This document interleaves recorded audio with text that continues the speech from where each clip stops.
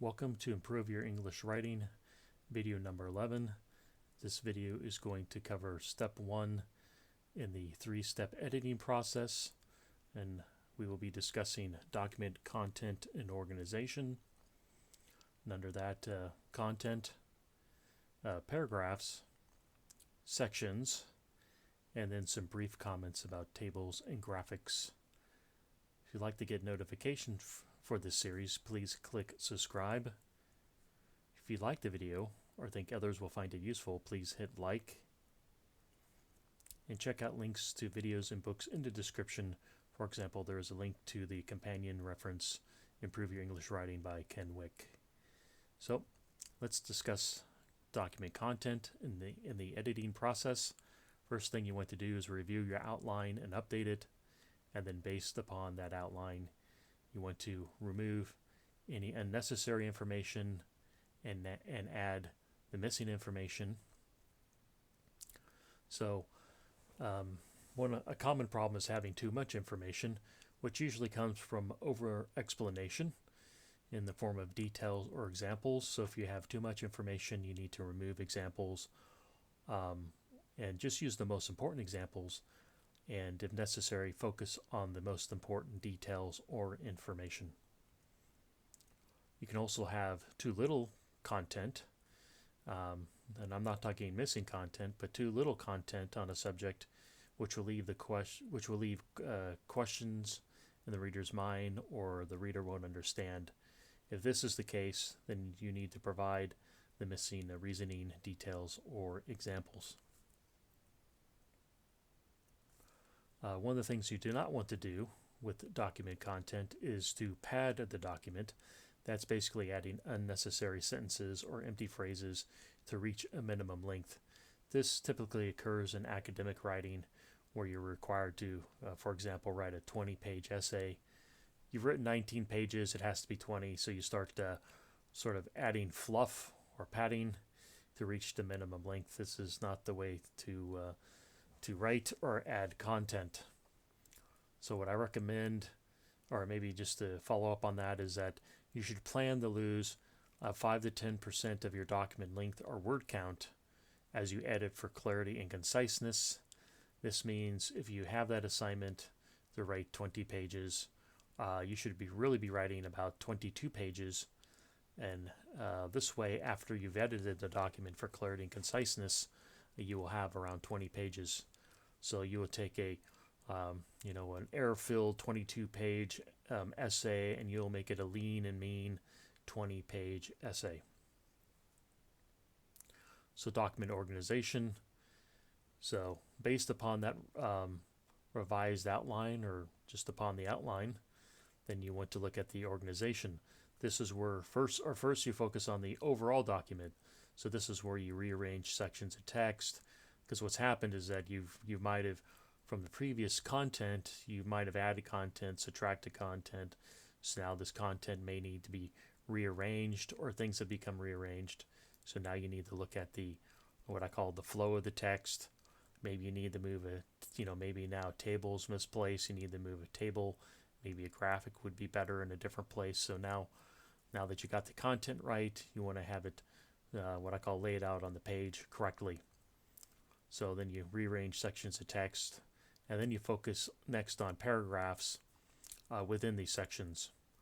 So hopefully you've seen, or we've been covering some of these editing principles, and hopefully you noticed the pattern of we're always working from large to small. We're always going from document down to documents, sections, paragraphs, sentences. And that's how you always want to edit. You always want to focus on the big thing first, and then you work your way down to the smallest element. So let's, since we were just talking about paragraphs, let's talk about the paragraph. So sentences are just grouped into paragraphs, or a paragraph is just a group of sentences.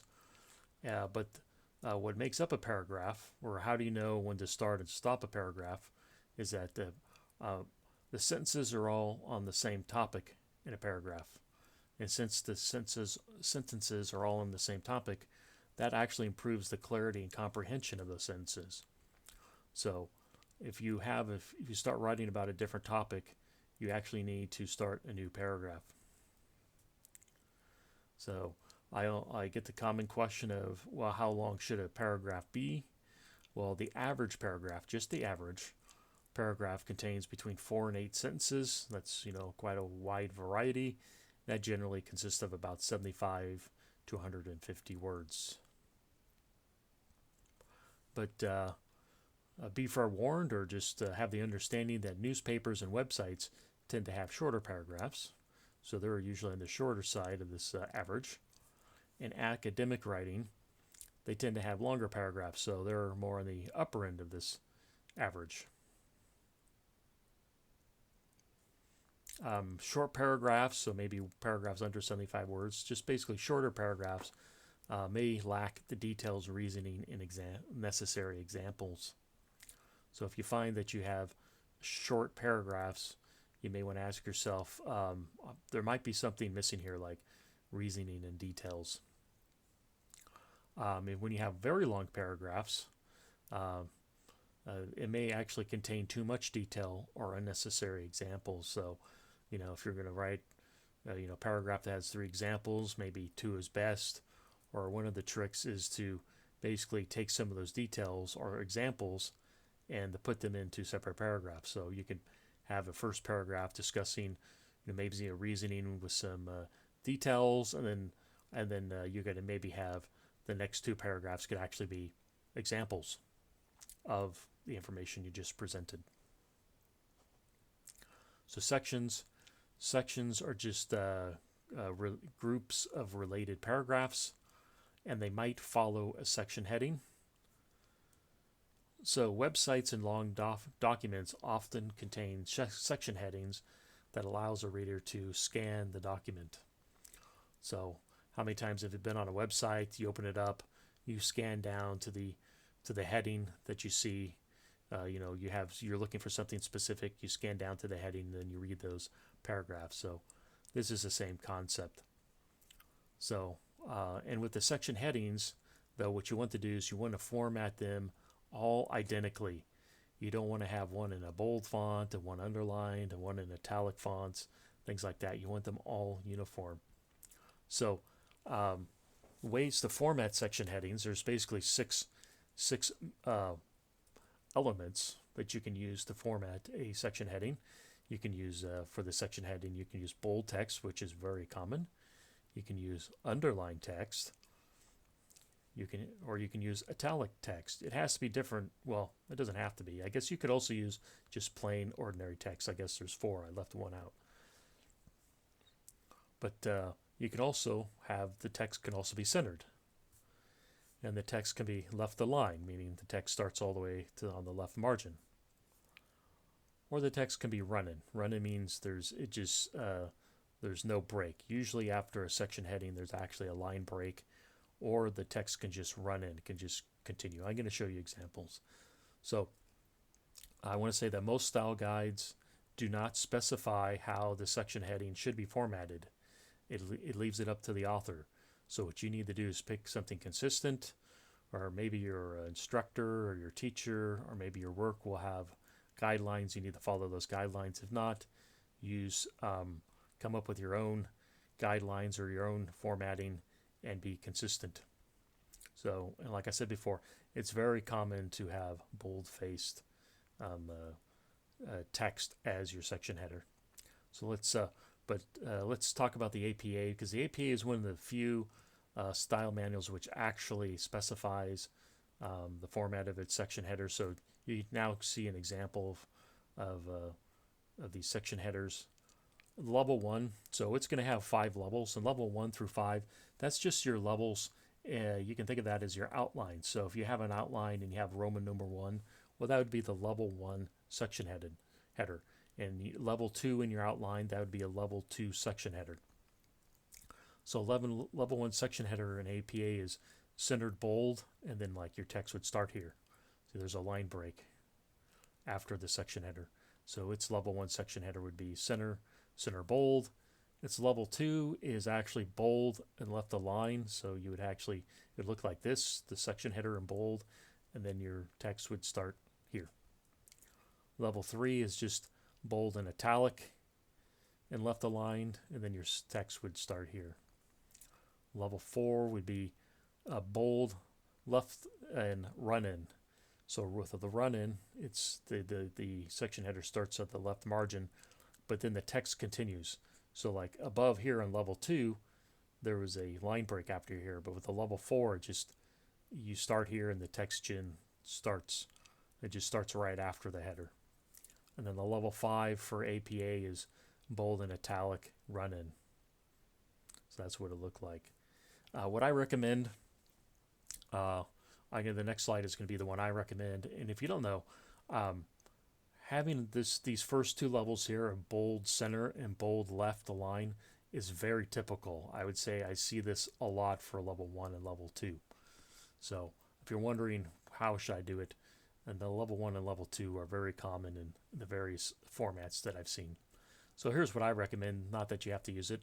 I recommend level 1 be a bold center, then your text would start there. Level 2 would just be a bold left aligned, and your text would start underneath. So that's just like the APA and most other examples that I've seen. And then I recommend doing underline for level 3, left aligned. Your text would start there. Level 4, I recommend italics, and then with your text starting here. And then finally for level 5, I recommend an italic, and then just with a run-in text. So now moving on to some brief comments about tables and graphics. These are just going to be very brief. So here's an example of a table. I'm going to have a whole, probably a couple videos on tables, probably video like number 60. But a table or graphic, and a graphic is a diagram, a pie chart, a bar chart, or a line graph, which I'll cover in subsequent slides here, is just an efficient way to present a large amount of data.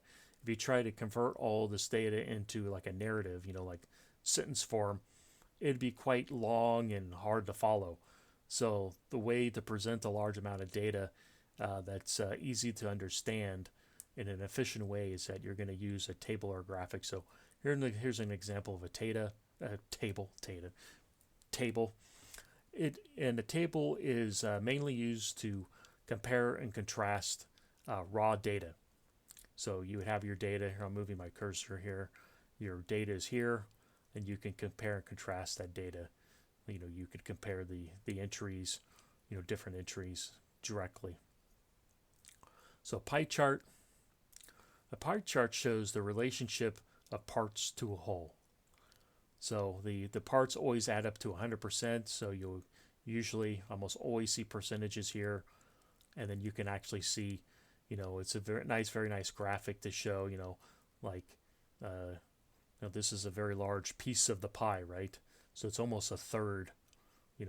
My favorite movie types, a third of these, are romance movies. Now, this is not true. This is just from a different source, but this is what a pie chart is used for. You take that data, you convert it into parts of a whole, and you can easily visually compare the parts of a whole. So that's what a pie chart's for. For tables or for bar charts, bar charts compare groups of data. So I'm just going to say in examples. In the below examples, I say book sales, or are going to be the numbers on the vertical axis, and then the location will be by color. So pretend that each one of these color bars was let's just say this was a bookstore and sells. Each one of these colors could be a different location, and then you can see the cells, and you can easily compare the cells at each location. So this helps you compare groups of data. The only difference between these two is that they're exactly the same, is that how you want to present the data or what you're trying to convey with the data. So you can use this. So you can use the bar chart type on the left, or you can use the bar chart type on the right. It really depends on what message or conclusion are you trying to convey about the data. And then line charts, they compare data points over time. So if this was sales in $1,000 US, then you actually have the time moving along the bottom axis. You can actually see how the sales have changed over time. You really don't get that. You can sort of get that with this. You can maybe say each, they're going back to the bar chart, maybe each one of these were some form of month. But you can compare it, but it's not a you could compare it, but a better way to do that, would be a um, would be a line chart. So that's just some brief comments. I will have videos on at least the tables at the end of the series. So that's it for this video. If you'd like to get notifications to the series, please click subscribe. If you like the video or think others will find it useful, please click like. And check out links to books and videos in the description. Thank you.